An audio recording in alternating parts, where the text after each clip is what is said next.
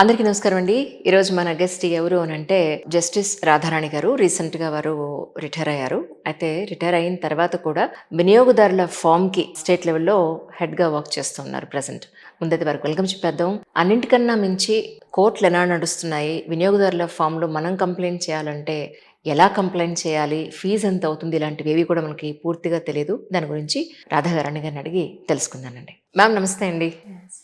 ఇంత సౌమ్యంగా ఉన్నారు చూడ్డానికి.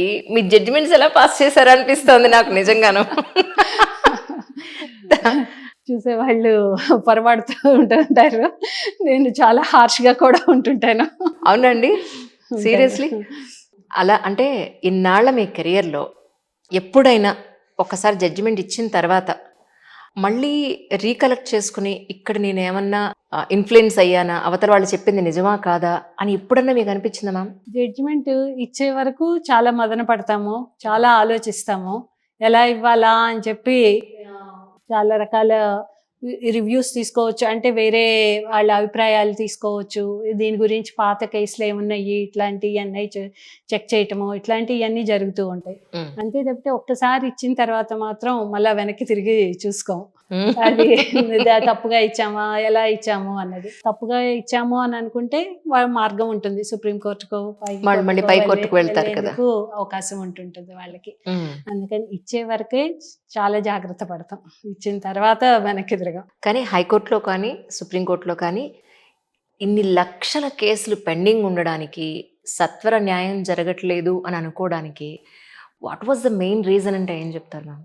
యాక్చువల్‌గా మనకి జడ్జ్ పాపులేషన్ రేషియో చాలా తక్కువుందండి. ఓహ్! ప్రపంచం మొత్తంలోకి కూడా చాలా తక్కువగా ఉన్న దేశాల్లో ఇండియా ఒకటి. ఓహో! జడ్జ్ పాపులేషన్ రేషియో అంటే 1,000,000 పాపులేషన్‌కి 150 మంది జడ్జీలున్నారు యూఎస్‌లో.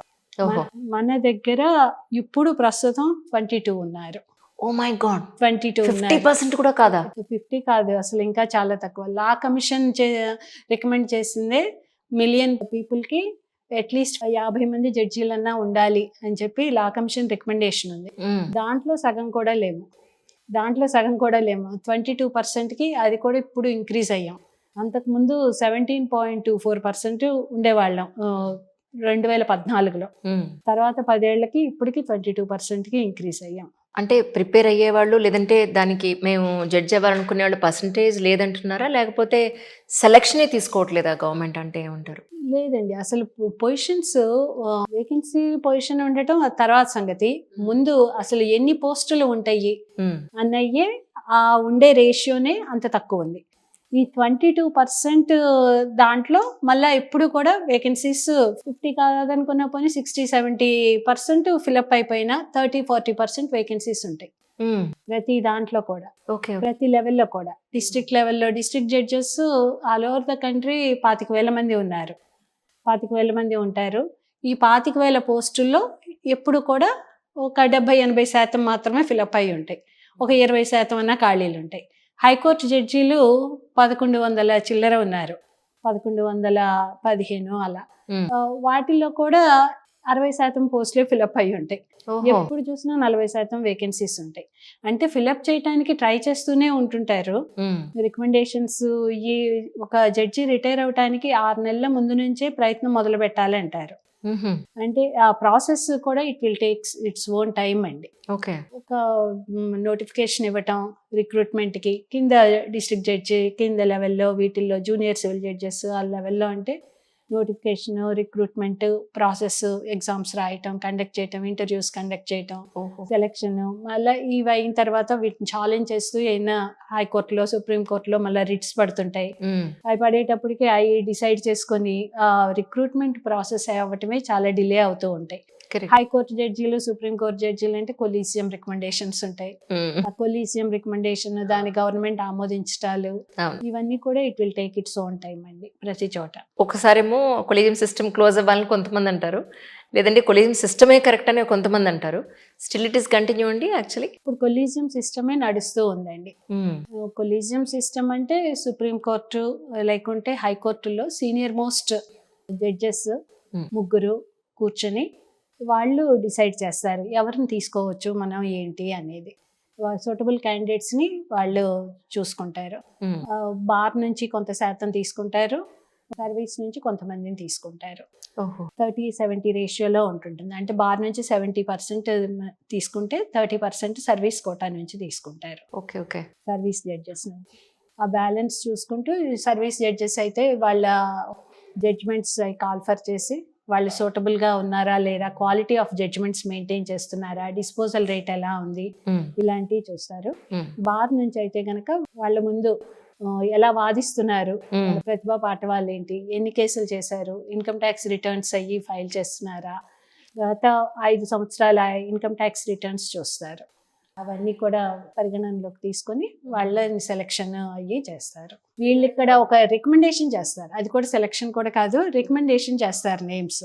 ఈ రికమెండేషన్ అయిన తర్వాత ఇవి త్రూ ఇక్కడ స్టేట్ గవర్నమెంట్ నుంచి సెంట్రల్ గవర్నమెంట్ హోమ్ మినిస్ట్రీకి అటు వెళ్ళాలి. ఇంటెలిజెన్స్ ద్వారా వాళ్ళు రిపోర్ట్స్ తీసుకుంటారు. ఇంటెలిజెన్స్ రిపోర్ట్స్ అన్నీ అయిన తర్వాత మళ్ళీ అక్కడ సుప్రీంకోర్టు కొలీజియం కూర్చుంటారు. సీనియర్ మోస్ట్ 3 జడ్జెస్ వాళ్ళు కూర్చొని, chief justice of India plus senior most next 2 judges కూర్చొని ఈ నేమ్స్ నుంచి వాళ్ళు సరైన వాళ్ళ కాదా అని చెప్పి వాళ్ళు చూసి ఇంటెలిజెన్స్ రిపోర్ట్స్ని అన్నిటినీ కూడా చూసుకొని వాళ్ళు ఇంటర్వ్యూకి పిలుస్తారు. ఓహోహో ఇంటర్వ్యూ చేసి అప్పుడు సెలెక్ట్ చేస్తారు. ఓకే అందుకని ఇది లాంగ్ ప్రాసెస్ ఉంటుందండి. ప్రతి చోట డిలేలు అవుతూ ఉంటాయి. గవర్నమెంట్ కొన్ని చోట్ల ఆపుతుంటుంటుంది, కొన్ని చోట్ల it will take its own time. ఈ ఇంటెలిజెన్స్ రిపోర్ట్స్ కాల్ఫర్ చేయటాలు వీటన్నిటిలోనూ అవును అవును అవును. ఈ స్టేజెస్ అన్ని దాటుకుంటూ ఒక జడ్జిగా రావటానికే టైం పడుతూ ఉంటుంది. అదే ఈ కదా ప్రాసెస్ లో వేకెన్సీస్ చాలా రిటైర్ అయిన వాళ్ళు అవుతూ ఉంటుంటారు, వస్తూ ఉంటుంటాయి వేకెన్సీస్. కానీ నాకు ఎంత ఆశ్చర్యం అనిపిస్తుంది అంటే, ఇంత ఫిల్టరేషను, ఇంత రిఫరెన్సెస్, వెనకాతల నుంచి ఇంత అబ్జర్వేషన్ ఉండి, ఎంతో నిబద్ధతతో ఉన్న వ్యక్తిని, అది పర్సనల్గా ప్రొఫెషనల్గా ఉన్న పర్ఫెక్ట్గా ఉన్న వ్యక్తిని చూస్ చేసుకున్న తర్వాత, చాలామంది సుప్రీంకోర్టు చీఫ్ జస్టిస్ల దగ్గర నుంచి చాలాసార్లు వినేది ఏంటంటే, ఒక పార్టీకో ఒక వ్యక్తికో సపోర్ట్ చేసి వాళ్ళ ముద్ర అనేది వేసుకునేలాగా చేసుకున్నారు ఇప్పటివరకు. అది ఓపెన్ సీక్రెట్, మనం పేర్లు అనవసరం అయినప్పటికీ కూడా వీళ్ళు ఆ పార్టీకి సపోర్ట్ చేశారు, వీళ్ళు ఈ వ్యక్తికి సపోర్ట్ చేశారు అనేది చాలా సొసైటీలో వింటూ ఉంటాం. నిజానికి అంటే మీకు అలాంటి అవకాశం ఎప్పుడైనా వచ్చిందా? ఎప్పుడు అది అటువైపు వెళ్ళకూడదు అనుకున్నారా? మీ వరకు దాని గురించి ఏమనుకుంటారు అంటే ఏం చెప్తారు? అంటే పొలిటికల్ ఓరియంటేషన్ ఉన్న క్యాండిడేట్స్ని నేమ్స్ని రికమెండ్ చేయటాలు అవి జరుగుతున్నాయండి. స్టేట్ గవర్నమెంట్ ఇది వరకు అసలు పూర్తిగా మన గవర్నమెంట్ ఆధీనంలో నేమ్స్ ఉన్నప్పుడు ఎక్కువగా కూడా వాళ్ళకి పార్టీకి అనుకూలమైన వాళ్ళు, వాళ్ళ పార్టీ తరఫున అవును పనిచేసిన వాళ్ళు, లీగల్ సర్వీస్ వాళ్ళు ప్రొవైడ్ చేసిన వాళ్ళు, గవర్నమెంట్ జీపీలుగా కానీ అలా అపాయింట్ చేసుకున్న వాళ్ళని వాళ్ళ పేర్లు రికమెండ్ చేయటం అట్లాంటివి జరుగుతూ ఉంటాయి పార్టీల వైపు నుంచి. ఇప్పుడు కొలీజియం సిస్టమ్ ఇప్పుడు మొత్తం జ్యుడిషియరీ వాళ్ళ చేతిలోకి తీసుకున్నారు. గవర్నమెంట్ రోల్ ఇప్పటికీ కూడా ఉంది. ఇప్పటికీ కూడా గవర్నమెంట్ తనకి ఇష్టమైన క్యాండిడేట్స్ వాళ్ళు లేకపోతే ఆ నేమ్స్ని తొక్కిపెట్టేస్తూ ఉంది. తొక్కిపెడుతుందంటే వాళ్ళు రికమెండేషన్ కాదనరు, అవుననరు, అలా పెట్టేసుకుని పెండింగ్ పడిపోతుంది. అలా పెండింగ్ పెట్టుకొని కూర్చుంటారు. అలా పెండింగ్ పెట్టుకొని కూర్చుని అలా ఒక 1 ఏడాది 2 ఏళ్ళు అయిపోయినా కూడా నేమ్స్ రికమెండ్ అవ్వకపోతుంటే నిరుత్సాహపడిపోయి ఆ క్యాండిడేట్స్ మాకు వద్దు అని చెప్పేసి వదిలేసుకున్న వాళ్ళు కూడా ఉన్నారు. వాళ్ళు ఇచ్చిన కన్సెంట్ని విత్డ్రా చేసుకున్న వాళ్ళు, సార్ జడ్జిషిప్కి కన్సెంట్ ఇచ్చిన వాళ్ళు, ఒక మెరిటోరియస్ క్యాండిడేట్ అనుకున్న వాళ్ళు మళ్ళా ఈ ఆలస్యాల వల్ల ఇది ఒక నేమ్ ఒకసారి రికమెండేషన్ అయ్యింది అని అంటేనే వీళ్ళకి ప్రాక్టీస్ తగ్గిపోతుంటుంది. కరెక్ట్. ఇంకా మా కేసులు వీళ్ళు చెయ్యలేరు, జడ్జి అవుతారు కదా, వీళ్ళు జడ్జి పొజిషన్లో ఉన్నప్పుడు ఈ కేసులు చేయటాలు ఇవన్నీ కూడా వాళ్ళకి అంత కష్టమవుతూ ఉంటుంటుంది. అన్ని కోర్టుల ముందు ఎపీర్ అయ్యి ఇంకా వాటిలో దానివల్ల కూడా ప్రాక్టీసు తగ్గిపోతూ ఉంటుంటుంది. ఇటు ప్రాక్టీసు పోతూ ఉంది, అటు జడ్జిషిప్ వెయిటింగ్లో ఉంది అన్న ఉద్దేశంతో కొంతమంది కన్సెంట్ విత్డ్రా చేసుకున్న వాళ్ళు కూడా ఉన్నారు. సేమ్ విత్ సివిల్ సర్వీసెస్ దాంట్లో కూడా చూస్తూ ఉంటామండి. యాక్చువల్గా ఏ పార్టీ అయినా అధికారంలోకి వచ్చిందంటే వాళ్ళకి నచ్చిన వ్యక్తుల్ని అక్కడ వాళ్ళు పోస్టింగ్ అది పెట్టుకోవడం, పోస్ట్ చేయించుకోవడం ఇది. బట్ ఈ వ్యవస్థ ఐ థింక్ మారాలేమో అని అనిపిస్తూ ఉంటుంది నిజానికి. కాదంటారా? అంటే మీరు ఇప్పుడు రిటైర్ అయ్యారు కాబట్టి మీ ఒపీనియన్ని ఓపెన్గా చెప్పుకోవచ్చేమో అని అనుకుంటున్నాను నేను. తప్పనిసరిగా మారాలండి, మారాలా అని అనుకోవడం కాదు, తప్పనిసరిగా మారాలి. కానీ ఆ మారటం అనేది పూర్తిగా మన చేతుల్లోనూ ఉండట్లేదు. అబ్సల్యూట్లీ. పొలిటికల్ మోటివేషన్స్ తో వాటితోటే నడుస్తూ ఉంటున్నాయి ఇంకా కూడా. నిజం. నేను కోర్ట్‌లో ఇంగ్లీష్ మూవీస్‌లో కానీ, అదర్ కంట్రీస్‌లో గానీ మనం కోర్ట్ అన్న పాయింట్ చూసినప్పుడు చాలా నీట్‌గా ఉంటుంది. అది 5 స్టార్ హోటలా, 3 స్టార్ హోటలా అన్నట్టుగా చాలా డీసెంట్‌గా నడుస్తూ ఉంటుంది. మన కోర్టులు చూస్తే ఎస్పెషల్లీ ఇండియాలో అది గవర్నమెంట్ ఆఫీస్ అని మనం సినిమాలో చూపించినట్టు స్లోగా తిరిగే ఫ్యాన్లు, కర్ర కర్రమని సౌండ్ వచ్చే ఫ్యాన్లు, హైజీన్ లేని సిచ్యువేషన్స్, పాన్ పరాగులు ఉమ్మేసినవి, బాత్రూమ్‌లు, ఫర్నిచర్ ఇది చాలా దారుణంగా ఉంటుంది చూడ్డానికి. మీకెప్పుడన్నా అనిపిచ్చిందా? ఇది ఎందుకిలా? దీన్ని మనం మార్చలేమా అని మీకెప్పుడన్నా అనిపిచ్చిందా? తప్పనిసరిగా అండి. ఇన్‌ఫ్రాస్ట్రక్చర్ ఫెసిలిటీస్ ఇప్పుడు కొంతవరకు ఇంప్రూవ్ అయినాయి. హ్మ్. కొంతవరకు ఇంప్రూవ్ అయినాయి. అయినా కూడా ఇంకా అంటే సుప్రీం కోర్ట్ లెవెల్‌లో చాలా ఏసీలు అన్నీ ఉంటుంటాయి. ఎయిర్ కండిషన్డ్ అన్నీ కూడా. హ్మ్. హైకోర్టులు కూడా బానే ఉంటాయి. హైకోర్టులు కూడా ఓకే. చాలా వరకు. హ్మ్. డిస్ట్రిక్ట్ కోర్ట్స్ కింద లెవెల్ కోర్టులకెళ్తున్న కొద్దీ మనకి ఇన్‌ఫ్రాస్ట్రక్చర్ ఫెసిలిటీస్ తక్కువ. హ్మ్. మేజిస్ట్రేట్ కోర్ట్స్ పర్టిక్యులర్‌గా ముందు first level courts, junior civil judge and magistrate courts వాటికొచ్చేసరికి కిటకిటలాడిపోతూ ఉంటారు జనాలు. వాళ్ళ మధ్యలో నుంచి వెళ్ళటానికే చాలా కష్టం. చాలా కష్టం. వీళ్ళ మధ్యలో నుంచి కూడా వాళ్ళకి వచ్చిన వాళ్ళకి లిటిగెంట్ పబ్లిక్‌కి సరైన సౌకర్యాలుండవు. బాత్రూమ్ ఫెసిలిటీస్ సరిగ్గా ఉండవు. అమ్మో! అస్సలు. వాటర్ ఫెసిలిటీ ప్రొవైడ్ చేయలేం. వాళ్ళకి కూర్చోటానికి ప్లేసెస్ అస్సలు. సరిగ్గా ఏమీ ఇవ్వలేము. అవును. ఇవి అన్నీ చాలా ఘోరమైన పరిస్థితిలోనే ఉన్నాయి. మీరు చెప్పినట్ల పాన్ పరాగులు అవన్నీ కూడా ఒకప్పుడు ఈ నాంపల్లి క్రిమినల్ కోర్ట్స్ చూస్తే అలాగే చాలా ఘోరంగా చాలా ఉండేవి. ఘోరంగా ఉంది. వీటన్నిటిని చూసినప్పుడల్లా మాకు కూడా ఏమిటి ఇది ఇంత ఘోరంగా ఉన్నాయి ఏంటి వీటిని మార్చుకోలేమా అని అనిపిస్తూ ఉండేది. మేము డిస్ట్రిక్ట్ జడ్జిగా రిక్రూట్ అయ్యాక first time national judicial academy అని చెప్పి ఇప్పుడు ఐఏఎస్ ఆఫీసర్స్కి ముస్సోరీలో ఎలా ఒక ట్రైనింగ్ అకాడమీ ఉంటుందో హ్మ్. ఐపీఎస్లకి మనకి వల్లభాయ్ పటేల్ అకాడమీ మన హైదరాబాద్లో ఉంది. హ్మ్. అలాగే జ్యుడిషియరీ వాళ్ళకి నేషనల్ జ్యుడిషియల్ అకాడమీ అని భోపాల్లో ఉంది, మధ్యప్రదేశ్లోని భోపాల్లో. అక్కడకి ట్రైనింగ్కి పిలుస్తారు జడ్జెస్ అయిన తర్వాత అందరినీ కూడా. ఓహో! డిస్ట్రిక్ట్ జడ్జెస్ అయిన తర్వాత ఫస్ట్ ట్రైనింగ్కి అక్కడికి వెళ్ళినప్పుడు అప్పుడు ఉన్న డైరెక్టర్ గారు మోహన్ గోపాల్ గారని మమ్మల్ని మీరు ఇప్పుడున్న చూస్తున్న పరిస్థితులు కోర్టుల్లో మీరు ఆల్రెడీ చూస్తూ ఉన్న పరిస్థితులు మారాలి అంటే 20-25 ఇయర్స్ తర్వాత మీరు కోర్టులు ఎలా ఉండాలని అనుకుంటున్నారు ఓ. అన్నది మీరు రాయండి అని చెప్పి మమ్మల్ని అడ్- అప్- అడిగారు. ఏమిటి అప్పట్లోనే అడిగారు మిమ్మల్ని? అరే వా! ఆయన మమ్మల్ని రాయండి అని చెప్పి. ఎందుకంటే రేపు ఫ్యూచర్లో మీరే హైకోర్టు జడ్జీలు పై స్థాయికి వెళ్తారు. ఆ ఇంప్లిమెంట్ చేయాల్సిన విజన్ అన్నది ముందు మీకు ఉండాలి. కోర్టులు ఎలా ఉండాలి అని అనుకుంటున్నారు అనే విజన్ మీకు ఉండాలి. ఆ విజన్ ఉన్నదా లేదా అన్నది తెలియటానికి మమ్మల్ని ఒక వ్యాసంగా రాసి ఇవ్వమని చెప్పి ఈ మార్పులు చేయడానికి మీరే కృషి చేయండి అని చెప్పి మాకు చెప్పారు. ఇది ఎలా ఉందంటే సివిల్ సర్వెంట్స్ కి క్వార్టర్స్ ఇచ్చి ఆ క్వార్టర్స్ మీరే బాగు చేయించుకోండి అన్నమాట. వీళ్ళు పాపం బాగు చేయించుకున్నాం అని మాకు చెప్పి పవర్ వచ్చేది ఎప్పుడు ఆ చేతుల్లోకి, వచ్చేది ఎప్పుడు? దాంట్లోంచి మేము చేయగలిగేది ఎప్పుడు అప్పుడు దాకా ఉండాలా. వ్యవస్థాగతంగా చాలా మార్పులు రావాలండి. అన్డౌటెడ్లీ ట్రమండస్ గా మార్పులు రావాలి నిజంగా. ఇన్ఫ్రాస్ట్రక్చర్ ఫెసిలిటీస్ లో చాలా మార్పులు రావాలి కొంతవరకు. తర్వాత డిస్ట్రిక్ట్ జడ్జెస్ కి కింద జడ్జెస్ కి కూడా టవర్ ఏసీసీస్ అని అవి ప్రొవైడ్ చేశారు. వర్చువల్ హియరింగ్స్ కి వాటికి కొంత ఇంటర్నెట్ ప్రావిజన్స్ అవి కొన్ని చోట్ల ఇచ్చారు. హైకోర్టు చూసిన తర్వాత ఇప్పుడు ప్రస్తుతం నేను చూస్తున్న ఈ కన్స్యూమర్ ఫోరమ్స్ చూస్తే వాటి పరిస్థితి చాలా చాలా ఘోరంగా ఉంటుంటుంది. చాలా చాలా ఘోరంగా ఉంటుంటుంది. మావి కూడా కోర్టులేను అని చెప్పి ముఖ్యమంత్రి గారికి ఒక వినతి ఇద్దామని అనుకుంటూ ఉన్నాం. మీ ద్వారా అన్న మెసేజ్ వెళ్తే చాలా సంతోషం. దట్స్ అమేజింగ్ అండి. మేడం చాలా అంటే మేడం సంతోషం. ప్రస్తుతానికి వినియోగదారుల ఫామ్ కి హెడ్ గా వర్క్ చేస్తూ ఉన్నారు. అందుకని దానికి సంబంధించిన క్వశ్చన్స్ కూడా చాలా ఉన్నాయి. సో లాంగ్ జర్నీ ఉందన్నమాట యాక్చువల్లీ. కోర్టులో ఈ సిస్టమ్ ఏదైతే ఉందో బెళ్ళ బంట్రోత్ వచ్చి ఆ కేసు వాళ్ళ పేర్లు పిలవడం అనేది అక్కడ ఎవరైతే ఉంటారో వాళ్ళే పిలిచేస్తే అయిపోతుంది కదా. ఈ బెళ్ళ బంట్రోత్ ఇంపార్టెన్స్ ఏంటో నాకు ఇప్పటికీ అర్థం కాదండి.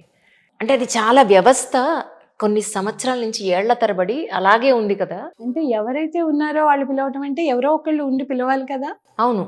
అంటే జడ్జి గారు ముందు కూడా ఎవరో ఇద్దరు ఉంటారు యాక్చువల్లీ. వాళ్ళ దగ్గర ఒక చిన్న మైక్ పెట్టినా మైక్ వచ్చినా కూడా వాళ్ళు మైక్ లో చెప్పినా వచ్చేస్తారు కదా. కారిడార్ లో ఉండే వాళ్ళకి అందరికి వినిపించి రాగలగాలి కదా. అందుకని కోర్టు బయట గుమ్మం దగ్గర ఒకళ్ళు ఉండి పిలుస్తూ ఉంటారు. ఓకే. కోర్టు దానికే బయట గుమ్మం దగ్గర కారిడార్ లో ఉన్నా తిరుగుతూ ఉన్నా అందరు కోర్టు హాల్లోనే పట్టకపోవచ్చు. అవును కోర్ట్స్ అంటే ఇవి పబ్లిక్ స్పేసెస్, కరెక్ట్. అందరు పబ్లిక్ కూడా వచ్చి చూడవచ్చు.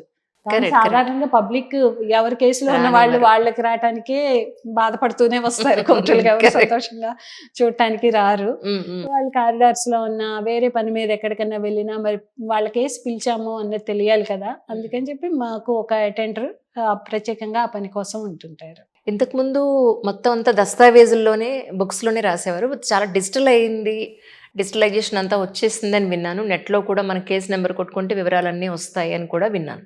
అవును. అయినా కూడా మళ్ళీ పేపర్లో పెట్టడం అనేది జరుగుతోంది కదండి, అది అవసరం అంటారా ఇప్పుడు రైట్ నౌ? అంటే రెండు నడుస్తున్నాయండి. అంటే కొన్ని చోట్ల మాత్రమే పూర్తిగా పేపర్లెస్ కోర్టులు నడుస్తున్నాయి. ఆహా. ఢిల్లీలో సాకేత్ లాంటి చోట ఒక పూర్తిగా పేపర్లెస్ కోర్టు ఉంది. మ్హూ. అక్కడ పేపర్స్ అయ్యేమిడం. మన హైకోర్టులో కూడా చీఫ్ జస్టిస్ కోర్టు పేపర్లెస్ కోర్టే. ఓకే. మన హైకోర్టులో ఫస్ట్ కోర్టు అవునండి. Paperless court. పేపర్లెస్ కోర్టు అంటే వాళ్ళు ఫైలింగ్ అయ్యి కూడా డైరెక్ట్ గా ఆన్లైన్ లో చేస్తారు. వీళ్ళు కూడా వాళ్ళ కేసు గురించి, రికార్డ్స్ గురించి అన్ని ఐప్యాడ్స్ పట్టుకొని వాటిలోంచే చెప్తూ ఉంటుంటారు. ఉమ్, పేపర్స్ అవసరం ఉండదు అని చెప్పి. కానీ మిగిలిన అన్ని కోర్టుల్లో కూడా కొన్ని మెజారిటీ ఆఫ్ కోర్ట్స్లో చాలా వరకు రెండు కూడా నడుస్తున్నాయి హైబ్రిడ్ మోడ్లో. ఒకవైపు ఆన్లైన్ వెయ్యాలి, ఉమ్, వేసినా కూడా ఫిజికల్గా కూడా కాపీస్ ఇవ్వాలి. ఉమ్, ఉమ్, వాళ్ళు వేసిన డాక్యుమెంట్స్ అన్నీ కూడా ఆన్లైన్లో వేసినవి ఫిజికల్గా కూడా ఉంటే కానీ ఉమ్, యాక్సెప్ట్ చేయరు. ఎందుకంటే ఆన్లైన్లో ప్రాబ్లమ్స్ అయినా వచ్చి చూసుకోలేక పరిస్థితిలో అయ్యి ఉంటున్నా ఫిజికల్ కాపీ అనేది అవైలబుల్గా ఉండాలి అని. ఉమ్, ఉమ్. రికార్డ్స్ మెయింటైన్ చేయటం కోర్ట్స్లో అదే ఒక పెద్ద పని అండి. రికార్డ్ రూమ్లో ఈ డాక్యుమెంట్స్ అన్నీ మెయింటైన్ చేయటం, అప్పీల్కి వెళ్ళినా కూడా ఎన్ని సంవత్సరాలైనా ఆ రికార్డుల్ని భద్రపరిచి ఉంచాలి, అవును. వాటన్నిటిని సేఫ్గా ఉంచటం.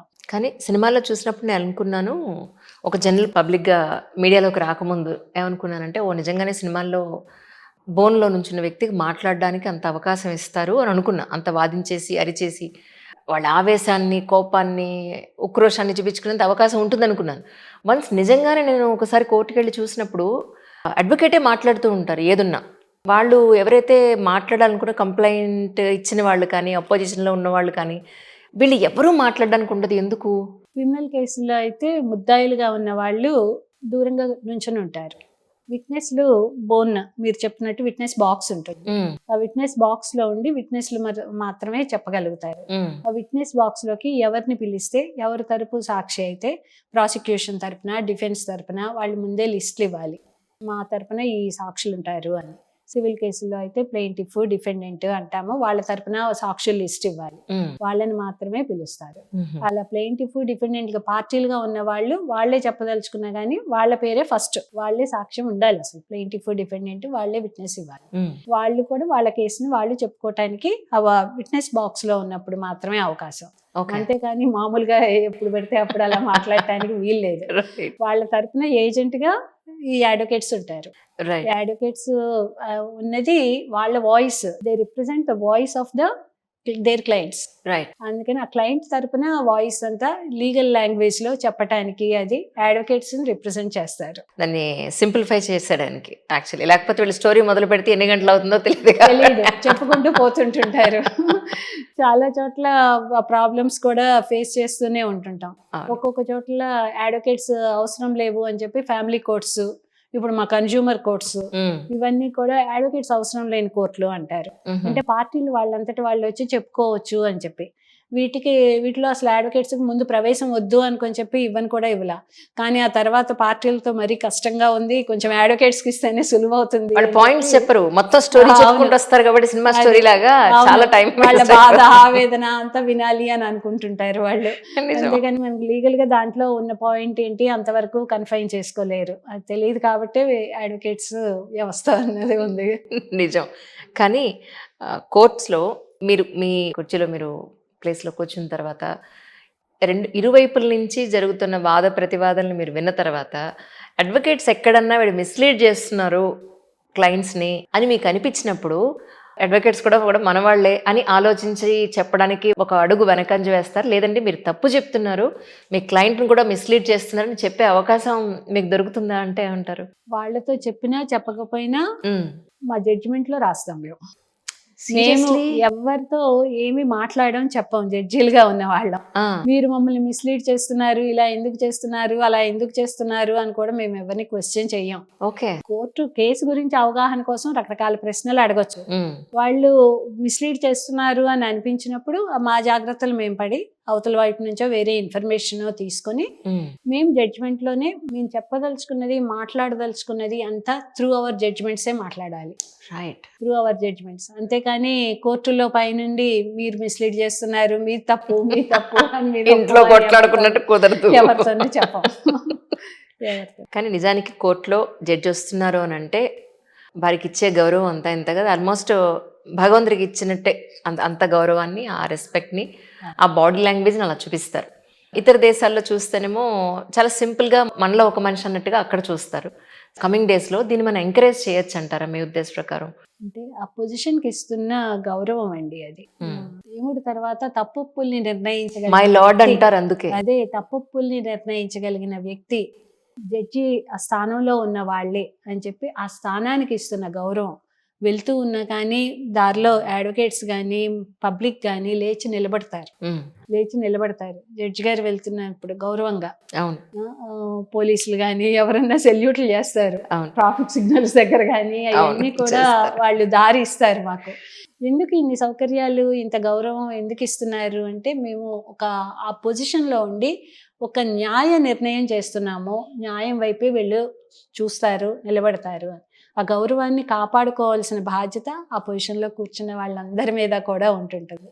ఆ గౌరవాన్ని కోల్పోయేటట్లుగా మేము మా ప్రవర్తనలు కానీ మావి ఉండకూడదు. అది ఉన్నంత వరకు ఆ గౌరవం ఇస్తారు ఇక్కడ. వాళ్ళు ఏమన్నా పిలవనివ్వండి, మిలార్డ్ అనివ్వండి, ఆనర్ అవనివ్వండి, అదేది అనక్కర్లా, సార్ అనివ్వండి. పొజిషన్కి ఇచ్చే గౌరవం కంటే ఆ పొజిషన్ ఎందుకు ఇస్తున్నారు ఆ గౌరవం అన్నది మేము అర్థం చేసుకోగలిగితే చాలా న్యాయం జరుగుతుంది. ట్రూ. కానీ ఇందాక మీరు అన్నారు వినియోగదారుల ఫామ్ పాయింట్ ఆఫ్ వ్యూలో వినియోగదారుల హక్కుల గురించి మనం మాట్లాడుకుంటే నా అనుభవం ఒకటి చెప్పాలి. ఏంటంటే ఒక వెహికల్ది మైలేజ్ ఇంత వస్తుందండి అని చెప్పారు వాళ్ళు. దాని మీద 3-4 షోరూమ్స్ తిరిగాను. అవునండి ఇంత వస్తుందండి అని షోరూమ్ వాళ్ళు చెప్పారు, సేల్ చేసే సేల్స్మెన్స్ చెప్పారు. అన్నీ చెప్పాక ఓకే అని అనుకున్న ఆ వెహికల్ తీసుకున్నాక ఇప్పుడు ఆ మైలేజ్ అంత ఇవ్వట్లేదు అది. సో దీని మీద నిజంగా కన్జ్యూమర్ ఫామ్కి వెళ్ళగలుగుతామా? వెళితే కనుక మళ్ళీ మనం ఇందాక మీరు చెప్పినట్టు అడ్వకేట్ మనం పెట్టుకోవాలా? మళ్ళీ ఈ ఫీజులు ఎక్స్ట్రానా అనిపిస్తుందా కన్జ్యూమర్కి అని అంటే మీరేమంటారు? మైలేజ్ గురించి అంటే బ్రోచర్లో మీకు కార్ కొనటానికో ఏదైనా వెళ్ళినప్పుడు ఫస్ట్ ఒక బ్రోచర్ ఏదైనా చూసుకొని కొంటారు కదా. కరెక్ట్. దాంట్లో ఏమి ఇచ్చారు, దాంట్లో మైలేజ్ ఎంత ఉంది అని చెప్పి, ఆ కార్ ఎంత మైలేజ్ ఇస్తుంది అని చెప్పి వాళ్ళు రాశారు అన్నది చూసుకోవాలండి, చెక్ చేసుకోవాలి. కరెక్ట్. మీరు దాన్ని బట్టి వెళ్తే ఆ మైలేజ్ అది ఇవ్వకపోతే వాళ్ళ మీద కేసు వేయచ్చు. అంత మైలేజ్ కనుక అది ఇవ్వకపోతే వాళ్ళు అడ్వర్టైజ్ చేస్తున్నారు కాబట్టి ఇంత వస్తుంది మా కారు అని చెప్పి ఫ్యూయల్ ఎఫిషియన్సీలు అన్నీ చెక్ చేసే ఒక మ్యానుఫ్యాక్చరర్ అవి ఇస్తారు. అవి ఇవ్వాలి. అది బిలీవ్ చేసే కస్టమర్స్ కొనుక్కుంటూ ఉంటారు కాబట్టి అంత మైలేజ్ ఇవ్వకపోతే మీరు వాళ్ళ మీద కేసు వేయొచ్చు, మ్యానుఫ్యాక్చరర్ మీద ప్లస్ డీలర్ మీద. ఎవరైతే ఆ బ్రోచర్ ప్రింట్ చేశారో ఆ మ్యానుఫ్యాక్చరరా డీలరా ఎవరిస్తున్నారో అడ్వర్టైజ్మెంట్ అనేది దాన్ని బట్టి యూ కెన్ ప్రొసీడ్ వాళ్ళ మీద. మ్యానుఫ్యాక్చరర్ మీద వెళ్ళినప్పుడు ఏ కేసు అయినా ఒక ప్రొడక్ట్ డిఫెక్ట్ ఉంది అని చెప్పి మ్యానుఫ్యాక్చరర్ మీద వెళ్ళినప్పుడు ఒక ఎక్స్పర్ట్ ఒపీనియన్ కూడా తీసుకోవాల్సి ఉంటుంటుంది. ఆ కార్ గురించి అయితే ఒక ఎక్స్పర్ట్ ని ఆ ఫీల్డ్ లో ఉన్న అదే షోరూమ్ నుంచి కావాలన్నా కూడా తెప్పించుకోవచ్చు. ఒక ఎక్స్పర్ట్ ఒపీనియన్ కూడా మీరు ఎన్క్లోజ్ చేసి వాళ్ళని విట్నెస్ గా కనుక పెట్టుకెళ్ళగితే కనుక అది ఎడిషనల్ గా ఉంటుంటుంది, మీ స్ట్రెంథన్ చేస్తుంది మీ కేసుని. మీ కేసుని స్ట్రెంథన్ చేస్తుంది. వినియోగదారుల ఫోరంలో ఫీజులు అంటూ 5 లక్షల వరకు దానికి ఫీజు అంటూ లేదు. Without any fees you can file.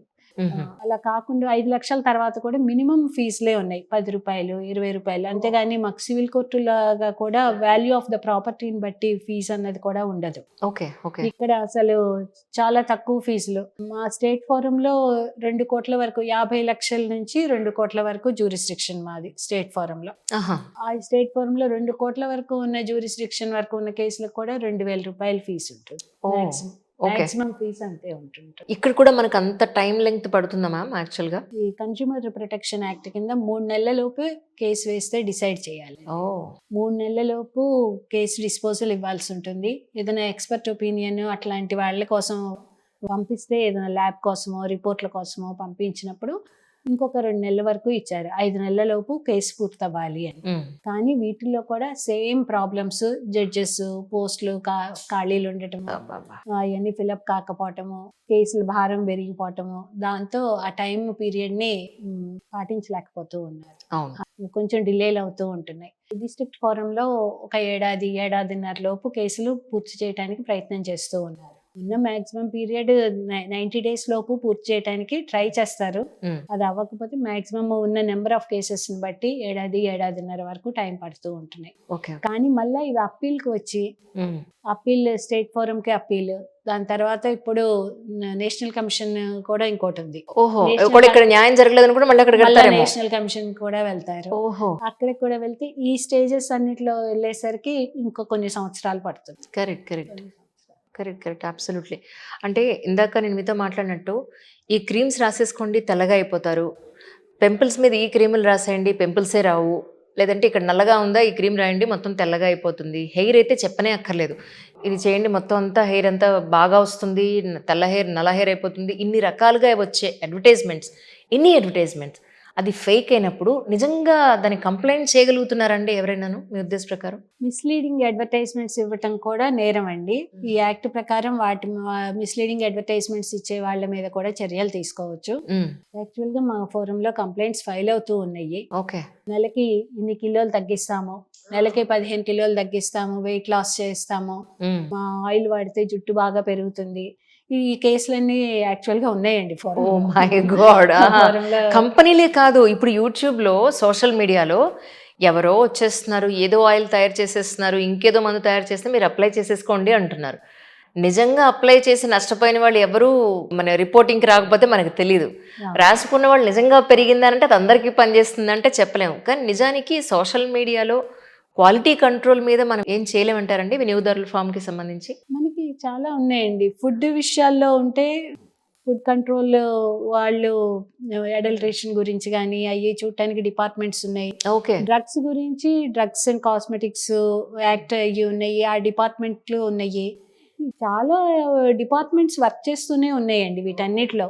Weights and measurements, ఆ బరువులు అలా ఉన్నాయా, చెప్పినంత బరువు ఉంటున్నాయా, వస్తువులు ఆ వెయిట్లో ఉంటున్నాయా, ఇప్పుడు మనకి ఇస్తున్న గ్యాస్ పెట్రోల్ అవి ప్రాపర్ గానే ఇస్తున్నారా, సిలిండర్లు వెయిట్ ఉంటాయా, వీటన్నిటికీ కూడా వెయిట్స్ అండ్ మెజర్మెంట్స్ చాలా డిపార్ట్మెంట్సే ఉన్నాయి మనకి. ప్రత్యేకమైన departments, civil supplies, weights and measurements, food, వాటి మీద అయితే చాలా మంది ఉన్నారు. అడల్ట్రేషన్ గురించి చూడటానికి, స్టాండర్డ్స్ మెయింటైన్ చేస్తున్నారా లేదా అన్నవి చూడటానికి గవర్నమెంట్ తరఫు నుంచి ఇన్ని డిపార్ట్మెంట్స్ వర్క్ చేస్తున్నాయండి. కన్స్యూమర్స్కి అనుకూలంగానే వాళ్ళకి జరగకుండా ఉండాలి అని. అయినా కూడా జరుగుతూనే ఉంటుంటాయి. అవునండి. వాటి మీద మెకానిజం విన్నప్పుడు కంప్లైంట్ చేయటము, వాటికి రిడ్రెసల్ మెకానిజం కూడా ప్రొవైడ్ చేశారు. యాక్చువల్గా రీసెంట్గా నేనే అది ప్రాబ్లం ఫేస్ చేస్తాను. నా అనుభవాలు ఎక్కువ చెప్తూ ఉంటాను. ఎందుకంటే ప్రాక్టికల్ మనకి బాగా తెలుస్తుందని. రెంట్ ఫ్లాట్కో ఇంటికో వెళ్ళినప్పుడు 2 months కన్నా ఎక్కువ అడ్వాన్స్ తీసుకోకూడదు అనేది రీసెంట్గా నేను హైకోర్టు ఒక ఇన్ఫర్మేషన్ ఇచ్చింది జనరల్ పబ్లిక్ పాయింట్ ఆఫ్ వ్యూలో. కానీ ఇప్పుడు 2 months అడ్వాన్స్ పాటు 1 month రన్నింగ్ అనేది ఒకటి తీసుకుంటున్నారు. అంటే 3 months అడ్వాన్స్ కింద తీసుకుంటున్నారు. అంటే ఆ నెలకి మనం రెంట్ ఇచ్చి ఉండడం, అయిన తర్వాత ఇవ్వడం కాదు, ఇచ్చి ఉండడం అనేది. ఇది తీసుకోవచ్చా ఇలాగా? ఇంకొకటి, వాళ్ళు వాటర్ ఎలక్ట్రిసిటీ లోపల ప్రాబ్లమ్స్ అన్నీ ఉండి ఏమీ పట్టించుకోకుండా వదిలేస్తున్న వాళ్ళు చాలామంది ఉన్నారు. హౌస్ ఓనర్స్ ఎవరైతే ఉన్నారో వాళ్ళు, అంటే వీళ్ళు కంఫర్టబుల్గా ఉండడానికి ఎలాంటి ఎన్విరాన్మెంట్ ఇవ్వకుండానే రెంట్ అనేది వసూలు చేస్తూ ఉన్నారు. ఇలాంటి వాళ్ళకు కూడా మనం కంప్లైంట్ చేయగలుగుతామా? ఇది యాక్చువల్గా కన్స్యూమర్ ఫోరం కింద రాదా? లీజ్ అగ్రిమెంట్స్, కాంట్రాక్ట్స్ కింద వస్తూ ఉంటుంటాయి. లీజ్ యాక్ట్ వాటి కింద చూస్తూ ఉంటుంటాం వీటిని. రెంట్ కంట్రోల్ యాక్ట్ వాటి కింద చూస్తూ ఉంటాం కేసులు. వాటి కోసం సెపరేట్ కోర్టులు అయ్యే ఉన్నాయి. రెంట్ కంట్రోల్ కోర్ట్స్ అవి ఉన్నాయి. స్మాల్ కాజెస్ కోర్ట్ ఉంది ఇక్కడ హైదరాబాద్ లో, సిటీ సివిల్ కోర్టులో. స్మాల్ కాజెస్ కోర్టులు షాపులకి రెంట్లు, ఇళ్లకి రెంట్లు, వాటన్నిటి విషయాల్లో అవి చూస్తూ ఉంటాయి. ఇది డిఫరెంట్ జ్యూరిస్డిక్షన్ ఉంటుంటుంది ఒక్కొక్క ఫోరం కి, అలా ఒక్కొక్కలాగా. కన్స్యూమర్ ఫోరం కింద రావు ఈ రెంట్స్ ఎక్కువ వసూలు చేయటాలు అన్నది. అది జనరల్గా సుప్రీంకోర్టు కానీ హైకోర్టు కానీ ఒక తీర్పు ఇచ్చినప్పుడు, ఎస్పెషల్లీ సొసైటీకి ఫ్యామిలీస్కి సంబంధించిన తీర్పులు ఇస్తున్నప్పుడు ఒక్కొక్కసారి చాలా రెబల్గా తీర్పు తీసుకుంటూ ఉంటారు. ఫర్ ఎగ్జాంపుల్ అడల్టరీ కూడా అన్నప్పుడు అందరూ అదే అన్నారు. అంటే ఇలా చేసేస్తే ఓకేనా, ఇలా ఎలా సుప్రీంకోర్టు తీర్పు ఇచ్చేస్తారు. పబ్లిక్ ఒపీనియన్తో సంబంధం లేకుండా, అంటే పబ్లిక్ ఏమనుకుంటారనే దాంతో సంబంధం ఉండదా తెలుగుగా కోర్టులకండి? సమాజంలో ఉన్న మొరాలిటీ లెవెల్ వేరు, యా కోర్టులు ఆలోచించే మొరాలిటీ లెవెల్ వేరు ఉన్నప్పుడు ఆ తేడాలు వస్తుంటాయి. రైట్. యూకే లాంటి చోట్ల అది అడల్టరీ అన్నది it's not a criminal offence. Criminal offence మనకు కూడా ఇప్పటికీ అడల్టరీ అన్నది డైవోర్స్ ఒక గ్రౌండ్. డైవోర్స్ వేసుకోవటానికి it's one of the ground. Right. అన్ని మతాల్లో కూడా అడల్టరీ అన్నది అదొక ground. Civil remedy is always available. కానీ క్రిమినల్ కోర్టులో క్రిమినల్ రెమెడీ అన్నది క్రిమినల్ గా తీసేశారు. ఎందుకంటే అది స్త్రీలకు ఒక రకంగా పురుషులకు ఒక రకంగా 2 రకాల న్యాయాలు చూపిస్తూ ఉంది. దాంట్లో ఒక హస్బెండ్ అన్న వాళ్ళే కంప్లైంట్ చేయగలుగుతారు. ఈ అడల్టరీ ఇదివరకు 497 ఐపీసీ కింద నేరంగా ఉండేది. ఆ నేరంగా ఉన్నప్పుడు దాంట్లో హస్బెండ్ మాత్రమే కంప్లైంట్ చేయగలిగేవారు. అది కూడా భార్య మీద కాదు, భార్యతో ఎవరైతే ఉన్నారో అతని మీద, ఆ వ్యక్తి మీద మాత్రమే కంప్లైంట్ చేయొచ్చు. ఆ వ్యక్తిని ముద్దాయిగా పెట్టచ్చు. భార్య దాంట్లో అక్యూజ్డ్ కాదు, విక్టిమ్ కాదు. దాంట్లో ఆమెకి ఏం పాత్ర ఉండదు. కానీ దానికి కారణం ఏంటి అంటే వైఫ్ ని వాళ్ళ ప్రాపర్టీ అని చెప్పి, wife is considered as his property, husband property. కాబట్టి ఆ ప్రాపర్టీని వేరే వాళ్ళు ఎవరన్నా దురాక్రమణ ఏయో చేస్తూ ఉన్నారు, నా ప్రాపర్టీలో అతిక్రమిస్తున్నారు అన్న భావం వస్తూ ఉంది అని చెప్పి దాన్ని, అది నేరం కాదు, అది షీఈ్ ఆల్సో ఎన్ అడల్ట్. వాళ్ళు ఒక ఇద్దరు అడల్ట్ వాళ్ళు వాలంటరీగా ఎంటర్ అయిన రిలేషన్షిప్, దాన్ని నేరంగా చూడటానికి వీల్లేదు అని చెప్పి, అది సమాజంలోని మొరాలిటీ లెవెల్స్ ని బట్టి అండర్స్టాండింగ్ ఉంది. రైట్. ఫారిన్ కంట్రీస్ లో ఎక్కడ అది నేరంగా చూడరు. అంటే డెవలప్డ్ కంట్రీస్, అన్ని దేశాల్లో ఒక సంగతి నాకు తెలియదు, డెవలప్డ్ కంట్రీస్ వాటిలో అది నేరం కాదు, అది it's not a criminal offence. కానీ మన దేశానికి వచ్చేసరికి ఇంకా కూడా భార్యని వాళ్ళ ఆస్తి లాగానే భావించటం అనేది ఉన్నది. మొదటి నుంచి కూడా మన దగ్గర పెళ్లిళ్లలో దగ్గర నుంచి అన్నిట్లో కన్యా దానం అని చెప్పి చేస్తాం. అవును. దానం అంటే ఏంటి? We are gifting. కన్యని దానం ఇస్తున్నాం మనం. She is a property. మనం ఏమంటున్నాము? కన్యని ఒక దానం, ఒక గిఫ్ట్ ఇచ్చే ప్రాపర్టీ. మనం మా ఇంటి నుంచి మా కన్యని మీకు దానం ఇస్తున్నాం, మీరు చూసుకోండి అంటున్నాం. అంటే మన అన్ని కూడా మన సంస్కృతి అన్ని ప్రాపర్టీ అనే చెప్తున్నాయి, ఉమెన్ని ప్రాపర్టీగా ట్రీట్ చేయమని. అందుకనే అలాంటి అఫెన్స్ థాట్ ప్రాసెస్ రాసుకోవటం అలా జరిగింది. ఇప్పుడు అది కాదు అని చెప్పి ఒక మోడర్న్ థింకింగ్ తో షీఈస్ అన్ అడల్ట్, ఆమె ఎంటర్ అవ్వచ్చు రిలేషన్షిప్ లో అని అంటే ఇక్కడ గగ్గోలు మొదలవుతూ ఉన్నాయి. ఇక్కడ సమాజం నుంచి మా ప్రాపర్టీలో వేరే వాళ్ళు ఎంటర్ అయిపోయినా కానీ మేము ఏమి చేయటానికి లేదని అంటారా, అది నేరం కాదంటారా అని చెప్పి. Civil side he can always take a divorce. It's a ground. అది ఇద్దరికి కూడా అవైలబుల్ గా ఉంది. భార్యాభర్తలు ఇద్దరికి కూడా అవైలబుల్ గా ఉంది అడల్టరీ గ్రౌండ్ గా. అంటే ఒక భార్య తీసుకోవచ్చు, భర్త అడల్టరీ చేస్తూ ఉంటే భర్త అయినా తీసుకోవచ్చు, భార్య అడల్టరీ చేస్తుంటే అది ఈక్వల్ గా ఉంది అక్కడ. అందుకని సివిల్ సైడ్ ఇప్పటికీ కంటిన్యూ అవుతుంది. మరి రీసెంట్ గా సుప్రీంకోర్టు ఇచ్చిన ఒక తీర్పులో మ్యారేజ్ చేసుకున్నా కూడా అతను ఎవరైతే హస్బెండ్ ఉంటారో వేరే వాళ్ళతో తిరిగినా కూడా అది నేరం కాదు ఎట్టి పరిస్థితుల్లోనూ, దే క్యాన్ ఉంది అని దాన్ని సైడ్ తీసేసారండి. అంతే, క్రిమినల్ యాక్టివిటీ కింద చూడాలి. సైడ్ అది అన్కాన్స్టిట్యూషనల్ అని చెప్పి ఆ ప్రొవిజన్ ని కొట్టేశారు 497. సో అదే జనరల్ పబ్లిక్ ఆలోచించే విధానం వేరే. Civil side that remedy is always there for both the persons, wife and husband. ఇంకోటి యూట్యూబ్లో కూడా చూసాను మ్యామ్, పేరెంట్స్ని కనుక వాళ్ళ పిల్లలు చూడకపోతే వాళ్ళు కూడా డెఫినెట్గా కోర్టుకు వెళ్ళొచ్చు, వాళ్ళ నుంచి ఖచ్చితంగా మమ్మల్ని ఒక చూడండి, కాస్త అన్నం పెట్టండి, మాకు షెల్టర్ ఇవ్వండి అని అడిగే హక్కు ఉంది అని. దీని గురించి ఒకసారి ఏమైనా చెప్పగలుగుతారా? మెయింటెనెన్స్ పేరెంట్స్ ని చూడవలసిన బాధ్యత పిల్లల మీద ఉంది అని చెప్పి మోరల్ లాస్ చెప్తూ ఉంటాయి, అన్ని కూడా చెప్తూనే ఉంటుంటాయి. అది అందులో పర్టికులర్ గా పేరెంట్స్ దగ్గర నుంచి ఆస్తుపాస్తులు ఏమన్నా తీసుకుంటే గనక అది తప్పకుండా వాళ్ళ మీద ఆ బాధ్యత ఉంటూ ఉంటుంది. కరెక్ట్. అది ఉన్నా లేకపోయినా కూడా, వాళ్ళు ఏ ఆస్తులు ఇవ్వకపోయినా కూడా ఇది మోరల్ గా పిల్లల బాధ్యత, కనీస బాధ్యత తల్లిదండ్రుల్ని చూడటం అన్నది. వాళ్ళని వదిలేసేసి ఇప్పటికి కూడా చాలా వార్తలు చూస్తూ ఉంటాం. గాంధీ హాస్పిటల్లో వదిలేసి వెళ్ళిపోయారు పెద్దవాళ్ళని, ముసలి వాళ్ళని అలా వదిలేసి వెళ్ళిపోతున్నారు, రోడ్ల మీద వదిలేసి వెళ్ళిపోతున్నారు చూడలేక. అలాంటి పరిస్థితులు ఎందుకు వస్తున్నాయి అన్నది మార్చుకోవాల్సిన అవసరం ఉందండి. చాలా దారుణం కదా. పావర్టీ వల్ల చూసుకోలేకపోతున్నారా, పెంపకం లోపమా, పెంపకం లోపమైనా కానీ పిల్లల్ని వదిలేసుకుంటున్నామా, ఎగ్జాక్ట్లీ. తల్లిదండ్రులను ఎలా వదిలేయగలుగుతున్నాము? రేపు ఆ పిల్లలు మనల్ని చూడాలి కదా! అప్పుడు తెలుస్తుంది వాళ్ళకి ఆ బాధ ఏంటి అనేది. ఎవరైతే తల్లిదండ్రులను వదిలేస్తున్నారో పిల్లలు వాళ్ళని చూసే పెరుగుతుంటుంటారు. అవును. వాళ్ళు రేపు అయ్యే నేర్చుకుంటారు. వాళ్ళ పేరెంట్స్ ఎలా బిహేవ్ చేశారో అయ్యి చూసే నేర్చుకుంటారు.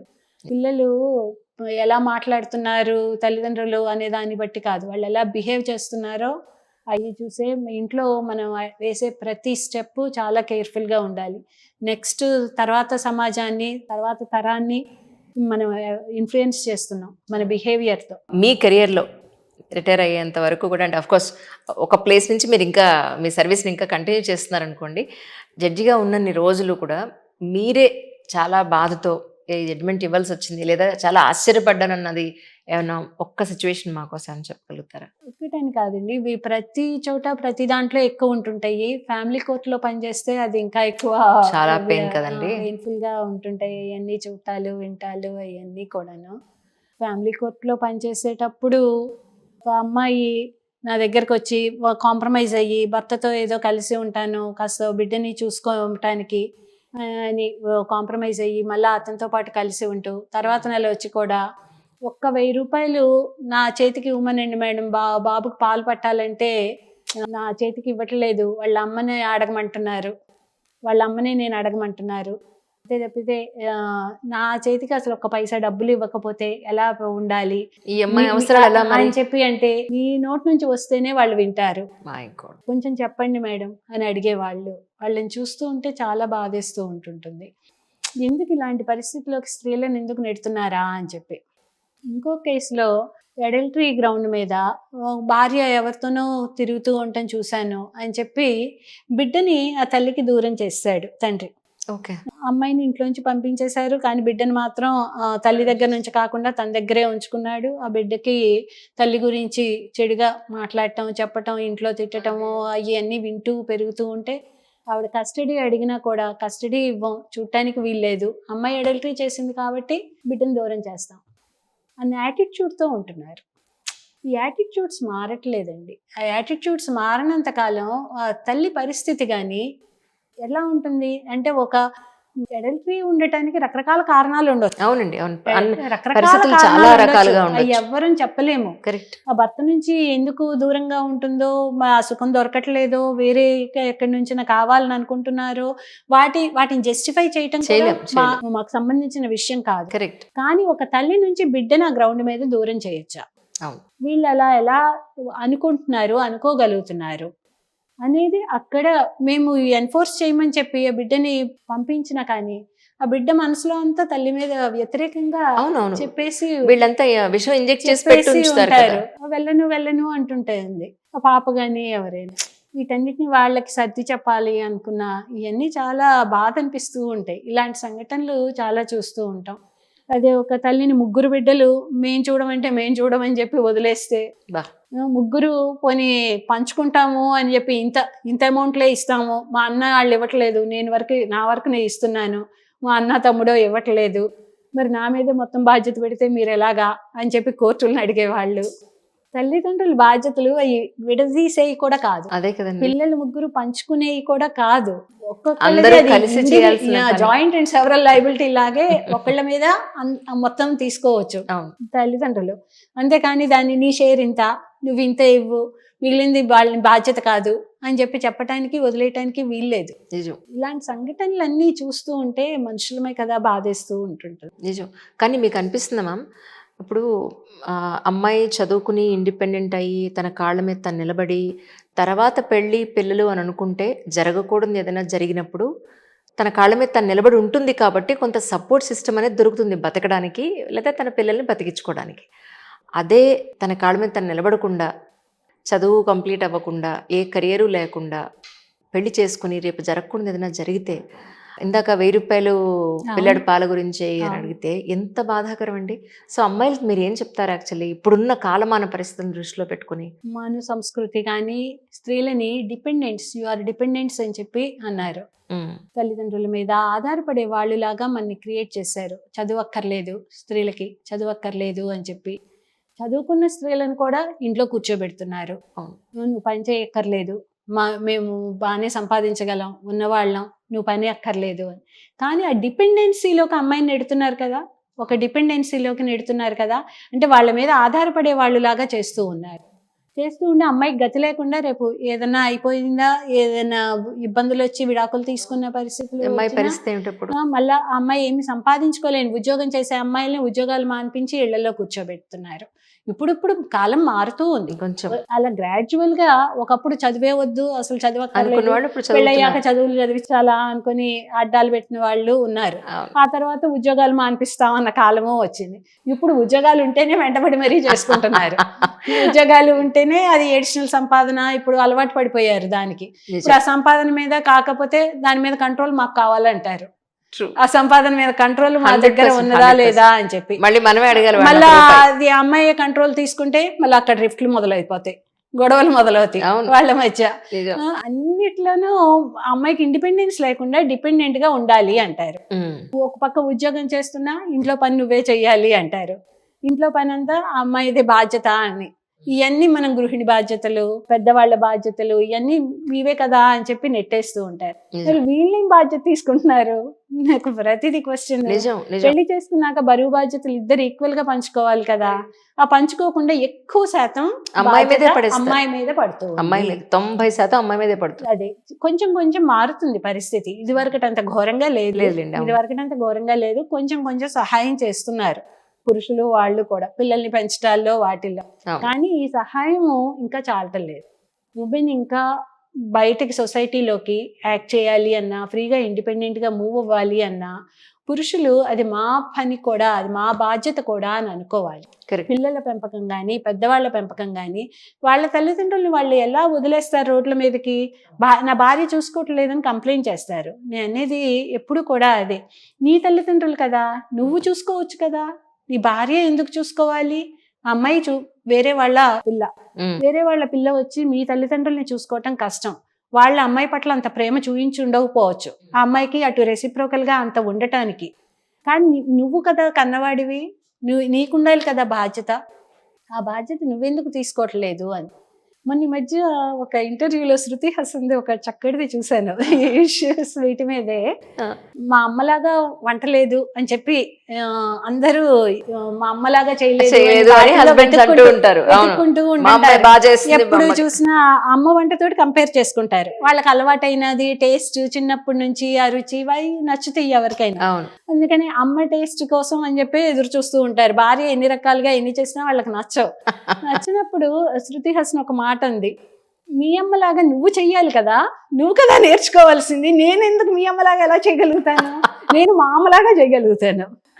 ఇంతకాలం ఆ ఇంట్లో పెరిగాను కాబట్టి నేను మా అమ్మ దగ్గర నుంచి నేర్చుకొని మా అమ్మలాగా నేను చేయగలుగుతాను. Correct. మీ అమ్మలాగా నువ్వు కదా చేయాల్సింది, భార్య దగ్గర నుంచి ఎలా ఎక్స్పెక్ట్ చేస్తావు అది అనేది. కరెక్ట్ కదా మాట అని చెప్పి ఇప్పుడు క్వశ్చన్ చేయగలుగుతున్నారు. స్త్రీలందరూ ఇలా కొంచెం కొంచెం క్వశ్చన్ చేస్తున్నారు. నిజం. ఆ క్వశ్చన్ చేయటాన్ని కూడా భరించలేకపోతూ ఉన్నారు. నిజం. అందుకే ఈ ఎక్కువగా ఈ మధ్య విడాకులు ఎందుకు ఎక్కువ అవుతున్నాయి? ఆడపిల్లలు చదువుకుంటున్నందుక, ఉద్యోగాలు చేస్తున్నందుక, ఇందువల్లనే విడాకులు అవుతున్నాయా అని చెప్పి మాకు ఒక కాన్ఫరెన్స్ కూడా కండక్ట్ చేశారు. కండక్ట్ చేశారు. జస్టిస్ నాగరత్న గారు బెంగళూరులో ఒక కాన్ఫరెన్స్, ఫ్యామిలీ కోర్ట్స్ దాని మీద కండక్ట్ చేస్తూ ఇష్యూని రైజ్ చేశారు. రైజ్ చేసినప్పుడు అక్కడ ఒక కేరళ హైకోర్టు జడ్జి గారు వచ్చి ఆయన ఒక మాట అన్నారు, ఎందుకు వస్తున్నాయి ఈ గొడవలు, ఇంత తగాదాలు, ఇబ్బందులు అంటే, మన ఆడపిల్లలందరూ 21st సెంచరీలో ఉన్నారు, కానీ మగపిల్లలు మాత్రం 19th సెంచరీలో ఉన్నారు, 19th సెంచరీలోనే ఉన్నారు. కరెక్ట్. కరెక్ట్. అక్కడే వీళ్ళందరికీ మధ్య తేడాలు వస్తున్నాయి. 19th సెంచరీ 21st సెంచరీ కలిసి కాపురం చేయలేకపోతున్నారు. అబ్సల్యూట్లీ. అన్లెస్ వీళ్ళు కూడా అక్కడికి రావాలి, మగపిల్లలు కూడా వాళ్ళ ఆలోచన విధానం మార్చుకొని 21st సెంచరీలోకి వెళ్తే కానీ కరెక్ట్. కాపురాలు అన్నవి సక్రమంగా జరగవు, విడాకులు ఎక్కువ అవుతూ ఉన్నాయి. వీళ్ళు ఆడపిల్లల్ని వెనక్కి తీసుకెళ్దామని ట్రై చేస్తున్నారు 19th సెంచరీలోకి, కానీ అది సాధ్యం కాదు. వాళ్ళే ముందుకు రావాలి. ముందుకెళ్తుంది సమాజం, వెనక్కి వెళ్ళటల్లా. నిజం. నిజం. Absolutely correct. అది అబ్సల్యూట్లీ కరెక్ట్. ఫ్లైట్ బుక్ చేసేటప్పుడే ఫ్లైట్ టైం మనకి ఇది అని వాడు మెన్షన్ చేస్తాడు. అనుకోకుండా వెళ్ళిన తర్వాత ఫ్లైట్ కనుక లేట్ అయితే, మన వైపు నుంచి 5 నిమిషాలు లేట్ అయినా వాళ్ళు ఆగడు, ఫ్లైట్ వెళ్ళిపోతుంది. వాడిది లేట్ అయితే మాత్రం ఎన్ని గంటలైనా మనం వెయిట్ చేయాల్సిందే. దీనికి కంపెన్సేషన్ అంటూ ఏం ఉండదా అండి యాక్చువల్గా? ఉంటుంది. అవుతుందండి, వసూలు చేయొచ్చు. అవునా? కోర్టులో కేసులు వేయొచ్చు, చెయ్యవచ్చు కూడా. ఉమ్, కాకపోతే మొన్న జరిగినట్లు ఆ ఇండిగో వాళ్ళ ఇష్యూలో అది అవును అవును. వాళ్ళ ఇంటర్నల్ ప్రాబ్లమ్స్ చాలా, వాటి వల్ల గవర్నమెంట్ డెసిషన్ వల్ల అని ఇంకా అలా అని చెప్పుకుంటూ వచ్చారు. ఉమ్, అలాంటప్పుడు అందరికీ కూడా అలా జరిగినప్పుడు చేయలేరు, కానీ జనరల్ గా ఫ్లైట్ డిలేలు అయితే వేయొచ్చండి. ఓ ట్రైన్ డిలే అయినా, ఈవెన్ బస్సు డిలే అయినా కూడా ఆర్టీసీ వాళ్ళ మీద కూడా వేశారు. మా దగ్గర కూడా అవునా? కేసులు బస్సు డిలే అయినా వేశారు. సినిమా హాల్స్ లో సినిమా ఆలస్యంగా స్టార్ట్ అయినా కూడా కేసు వేశారు. ఇవన్నీ కూడా కేసులు పడుతూనే ఉన్నాయండి. Right. ఆర్టీసీ బస్సు 5 నిమిషాల ఆలస్యానికి మేము ఇంకెక్కడో మిస్ అయ్యాం, కాకపోతే వాళ్ళకి డ్యామేజ్ ఏం జరిగింది అనేది చూపించగలరు. దట్స్ మోస్ట్ వాళ్ళకి కారు ఏదో బుక్ చేసుకున్నాము, ఫ్లైట్ మిస్ అయింది, ఆ కారు టైంకి రాలేదు, 5 నిమిషాలు ఆలస్యంగా వచ్చారు. ఊబర్ కంపెనీ నుంచో రకరకాల వేరే కంపెనీస్ నుంచి బుక్ చేస్తూ ఉంటారు. ఈ ఆలస్యాలన్నిటి మీద కూడా కేసులు వేయొచ్చు. ఓహో, కాకపోతే మనం కాన్సిక్వెన్షియల్ డ్యామేజ్ అన్నది కూడా ఎంత ఉంది అనేది చూడాలి. ఉన్నప్పుడు డ్యామేజెస్ అవి కూడా క్లెయిమ్ చేయాలి. కానీ అంటే నేను మీ గురించి విన్నది ఏంటంటే పెళ్ళి అయిన తర్వాతే మీరు ఎడ్యుకేషన్ కంప్లీట్ చేసి ఇటువైపు రావడం జరిగింది అని. Right. అప్పట్లో మీకు మీ అత్తారింటి నుంచి కానీ పుట్టింటి వారింటి నుంచి కానీ నీకు ఎందుకమ్మా చదువు, ఆల్రెడీ వాళ్ళు ఉన్నారు కదా, ఇంటిని పిల్లల్ని వాళ్ళని బాగా చూసుకో, ఇలాంటివి ఏం లేవా? లేకపోతే మీరంత స్టబ్బన్గా ఉండి మీరే నెట్టుకుంటూ వచ్చారా? లేదండి, నాకు చిన్న వయసులోనే మ్యారేజ్ అయిపోయింది. డిగ్రీ ఫస్ట్ ఇయర్లో ఉన్నప్పుడు మ్యారేజ్ చేశారు అమ్మ వాళ్ళు. కాకపోతే మా అమ్మ చేసిన ఒక మంచి పని ఏంటంటే, డిగ్రీ పూర్తయ్యేదాకా మా అమ్మాయి మా ఇంట్లోనే ఉంటుంది, డిగ్రీ అయిన తర్వాతే పంపిస్తాను అని అన్నది. Very nice. డిగ్రీ అయ్యాకే పంపిస్తాను అన్నది. అందులో మాది ఇంటర్ కాస్ట్ మ్యారేజ్ కూడాను. Inter caste marriage. Love marriage అండి? లవ్ మ్యారేజ్ కాదు, arranged marriage. Arrange marriage, inter caste arranged marriage. మా పెళ్లిలో మా నాన్నగారు కొంచెం హేతువాద భావాలు కలిగిన వ్యక్తి. ఓకే. వాళ్ళు కావాలని చెప్పి చేశారు. మా హస్బెండ్ కూడా మా ఇంట్లో మాకు ట్యూషన్స్ చెప్తూ చదువుకున్నారు. ఆయన చదువుకోవటానికి అది కూడా మా పేరెంట్స్ కూడా ఆర్థికంగా సహాయం చేశారు. సహాయం చేసి ఆయన తనకి మంచి జాబ్ వచ్చిన తర్వాత మన అమ్మాయినే ఎందుకు ఇవ్వకూడదు అని చెప్పి అంత మంచి అబ్బాయి అని, మంచి అబ్బాయి ఉన్నాడు కదా అని చెప్పి చేశారు అలాగా. సో తర్వాత అయితే మీకు అసలు నాకు అందుకని అబ్జెక్షన్స్ అన్నవి అటువైపు నుంచి ఇటువైపు నుంచి కూడా ఏమీ రాలేదు, చదువు ఎందుకు అన్నది. నేను ఇంకా చదువుకోకుండా మ్యారేజ్ అయిన తర్వాత 2 పిల్లలు పుట్టి ఇంట్లో అలా ఖాళీగా ఉండటం చూసే మా హస్బెండే చూడలేక, ఆయన ఉద్యోగం చేస్తున్న ఏలూరులో లా కాలేజ్లో అప్లికేషన్స్, ఈవినింగ్ కాలేజ్ ఉన్నాయి, చేరదాము, నీ కూడా చదువుతాను నీతో పాటు రా అని చెప్పి తీసుకువెళ్ళి మరి ఆయన ఎప్పుడు కాలేజ్కి రాలేదు, కానీ ఆయన పిల్లల్ని చూసుకుంటూ ఇంట్లో ఉంటే నేను వెళ్ళగలిగేదాన్ని. ఈవినింగ్ కాలేజ్ ఇది కదా, ఈవినింగ్ రెవల్యూషన్ అంటే ఇది. దట్స్ వెరీ నైస్ అండి. అంటే మీ అంటే ఈ లా వైపు రావడానికి మీ అటు ఇటు ఎవరైనా ఇంకో ఉన్నారండి ఫీల్డ్? ఎవరు లేదండి ఫ్యామిలీస్ లో. అసలు ఫస్ట్ సైడ్ మీదే ఫస్ట్ జనరేషన్ లాయర్ని. లాయర్లు మేమే జడ్జీలు అవటం అన్నది అసలు బంధువుల్లో కానీ అటువైపు కానీ ఎవరు లా చదివిన వాళ్ళు అన్నది కూడా లేరు ఎవరు కూడా. మీ తర్వాత మీ పిల్లలు ఏమన్నా ఇటువైపు వచ్చే అవకాశం? నా తర్వాత ఇప్పుడు మా అమ్మాయి లా చదివింది. అవునా? సార్లో లా చేసింది. ఏం చెప్తారు? మీరు ఒక అడ్వకేట్ గా వర్క్ చేశారు, ఇంకొక మీ అమ్మాయి కూడా ఒక అడ్వకేట్ ఇప్పుడు చదువుతుంది అన్నారా? కంప్లీట్ అయిపోయిందండి? ప్రాక్టీస్ చేస్తున్నారు.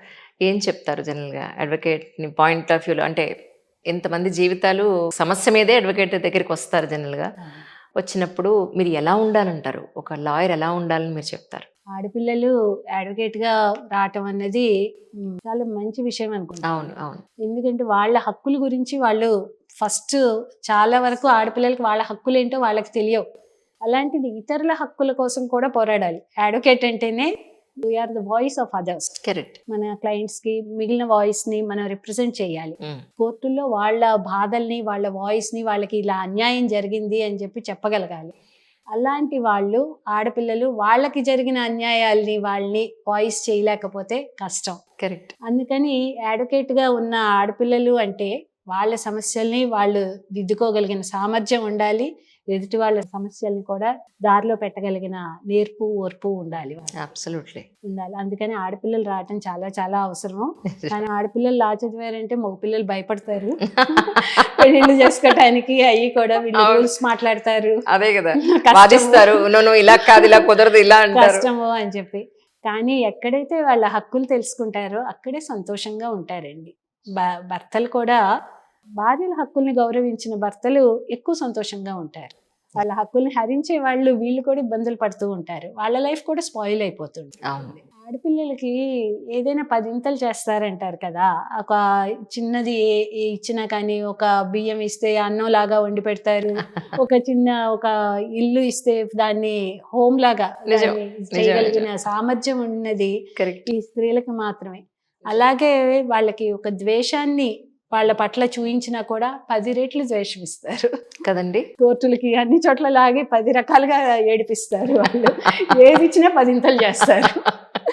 ఏది ఇచ్చినా పదింతలు చేస్తారు. అది గుర్తుపెట్టుకుని వాళ్ళతో బిహేవ్ చేయాలి. Correct, correct. వాళ్ళకి ప్రేమ ఇస్తే పదింతలు ప్రేమిస్తారు. మిమ్మల్ని చూసిన వెంటనే అనుకున్నాను, ఇంత బాగా మాట్లాడతారని నేను ఎక్స్పెక్ట్ చేయలే.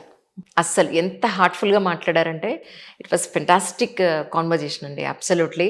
మీకు కూడా ఏమైనా అడగాలి, ఈ క్వశ్చన్స్ అడగాలి అని అనుకుంటే నెక్స్ట్ ఎపిసోడ్లో ఖచ్చితంగా అదే నేను అడుగుతాను. సో ఈ ఎపిసోడ్లో కింద కమెంట్ సెషన్లో మీరు కమెంట్ చేయండి. Thank you so much for your coming ma'am. Actually ఈ క్వశ్చన్స్ అన్నీ కూడా నేను కొన్ని ప్రిపేర్ చేసుకుంటే, కొన్ని సొసైటీ నుంచి ఫ్రెండ్స్ నుంచి అడిగి తీసుకున్నవి. సో వాళ్ళందరి మనసులో ఉన్న క్వశ్చన్స్ ఈరోజు మిమ్మల్ని అడిగాను. కింద నెక్స్ట్ ఎపిసోడ్కి కింద మన వాళ్ళు డెఫినెట్గా ఇస్తారు, ఇది అడగండి ఇది అడగండి అని. సో నెక్స్ట్ ఎపిసోడ్లో మళ్ళీ ఇంకొకసారి మాకు అవకాశం ఇవ్వాల్సిందిగా కోరుతున్నాం. Thank you. Thank you so much ma'am. Thank you ma'am.